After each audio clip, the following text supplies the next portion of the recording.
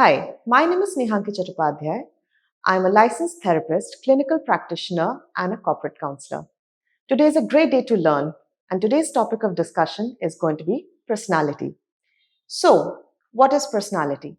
Personality comes from the word persona.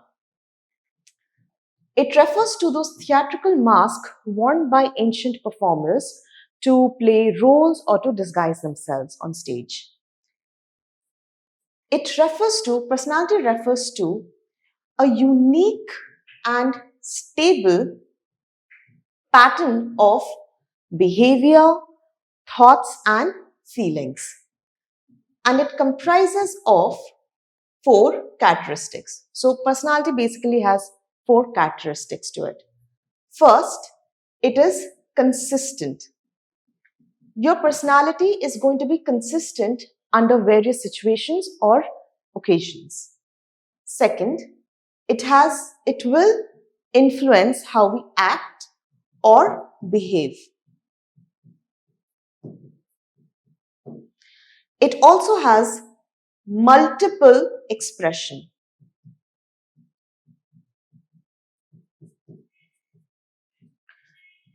So, personality influences our thoughts, our behavior, our close interactions, and our social relationships.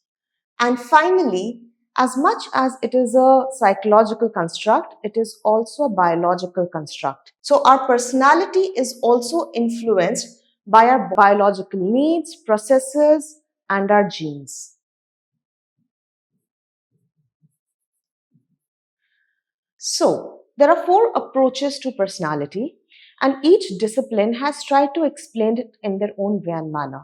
We'll go through these four disciplines and we'll also see the evaluation, that is how they stand in with respect to the modern age. So theories of personality. The first theory that we will explore is going to be psychodynamic. Now, psychodynamic theory was given by Sigmund Freud. Freud was born in Europe during the Victorian age. So he saw a lot of cases of his clientele that seem to represent sexual repression. And this has influenced his theories a lot. Hence, the two cornerstones of his theory are sex and aggression. His theories are also, as much as they are influenced by the cases that he saw in his clientele, it is also partly influenced by his own childhood. Now, in order to understand his theory of personality, we have to understand what is the mind. According to Freud, he understood the mind as an iceberg. And he said the tip of the iceberg, that is what we can see just above the level of water, is the consciousness.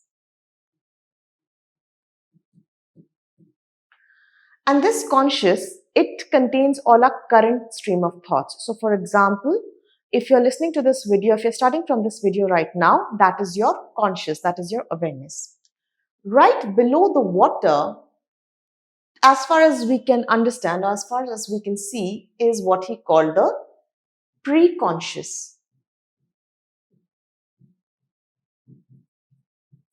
Now the preconscious holds all those information that is there, but it is not readily available to our conscious mind. But we can attend to those, or we can retrieve information from the preconscious if the need arises. So for example, if I ask you, what did you do yesterday?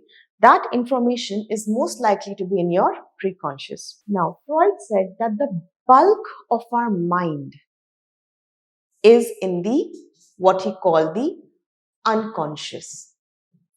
That is, we are not aware of how deep the iceberg actually goes. So the unconscious, it contains all sort of anxiety and socially unacceptable impulses.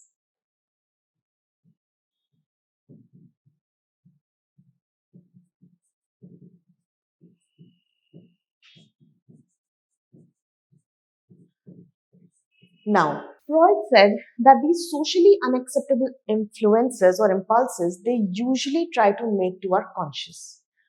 This struggle between the unconscious and the preconscious and the conscious, it shapes our personality. He came up with another way to describe this, which is the id ego super ego. The id is mostly unconscious. So you will see it especially in children, in babies, toddlers. They represent the id impulses. The id impulse works mostly on the pleasure principle. It wants immediate gratification. As we grow, we develop the ego. Ego runs on the reality principle. That is, now ego starts seeing that whatever impulses that we have, whatever immediate gratification we want, can it be fulfilled given the environment or not? So it is constantly trying to gratify the impulses of the id, but also seeing whether the environment allows us to gratify that need or not. As we grow a little bit more older, we develop the superego. The superego is largely preconscious. That is, it works on the morality principle.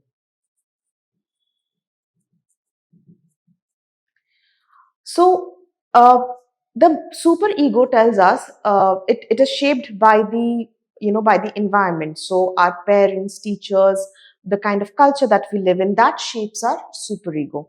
And superego tells us whether something is socially acceptable, whether it is morally correct to satisfy that impulse or not. So Freud said that it is a struggle between the id ego and superego. In order to manage this anxiety, we have something called defense mechanism. Now, defense mechanism basically they distort our perception of the reality, thereby helping us to cope with the anxiety of the unconscious impulses, of the unacceptable impulses which come to our consciousness. So an example of defense mechanism would be, for example, denial. So when a person is in denial, they refuse to accept the reality as it is. For example, if you are jealous of a friend of yours, you might just say, oh, I don't like that person because I feel that person is very fake. But you will not accept your feelings or your feelings of envy towards them.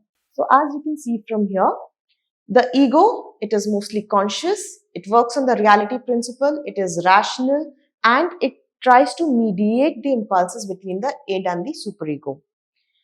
The superego, which is mostly preconscious, it is incorporated from the parents, it is our conscience, and it works on the morality principle. So the ideals and morals, that is what is right, what is wrong. And finally, we have the id, which is the unconscious need of ours. It works on the pleasure principle. It seeks immediate gratification. It is irrational and impulsive. So according to Freud, these three, the constant struggle between the id, ego and superego, it shaped our personality, or it shapes our personality. When the ego is successfully able to mediate between the id and the superego, it leads to a more healthy personality.